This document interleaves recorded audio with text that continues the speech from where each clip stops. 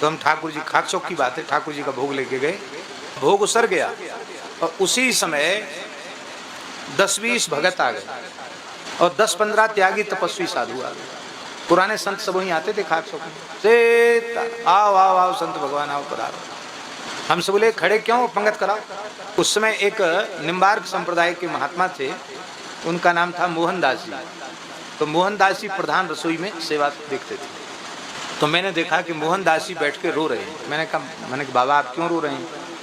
उन्होंने कहा क्या करें, अब डांट फटकार तो मेरे ऊपर पड़ेगी, 5-10 मूर्ति की रसोई, 50 मूर्ति हो गए, कैसे जिमा में? महाराज कहते पंगत बिठाओ।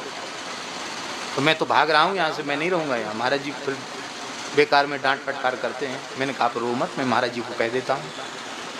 तो हम डरते डर तो हमको भी लगता था, डरते डरते हम आए धीरे से, ऐसी शेर की तरह देखा क्या बात है। उन्हें धीरे से कान में कहा महाराज जी आप आज्ञा करें तो थोड़ा दाल साग बढ़ा दिया जाए और थोड़ा भात और बन जाए तो महाप्रसाद से पूर्ण हो जाता है।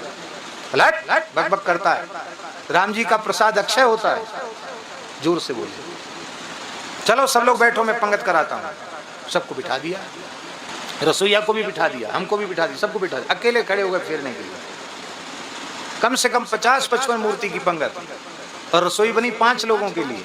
5-10 लोग ही रहते थे खाक चौक में, ज्यादा लोग रहते नहीं थे। महाराज जी गए, उठे, रसोई में गए और महाप्रसाद को, भात को ऐसे ऐसे करके ऐसे ऐसे खिलाया हाथ से, ऐसे और फुलका जो है ऐसे ऐसे करके ऐसे ठुक ठाक करके, हाथ फिरा हुआ फुलका उसको फिर रख दिया, थोड़ी दाल ऐसे घुमा दिया, साग घुमा दिया।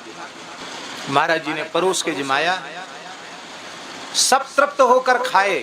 भूखे साधु खूब झिक्के फुलका, आड़े हाथ सबको पवाया।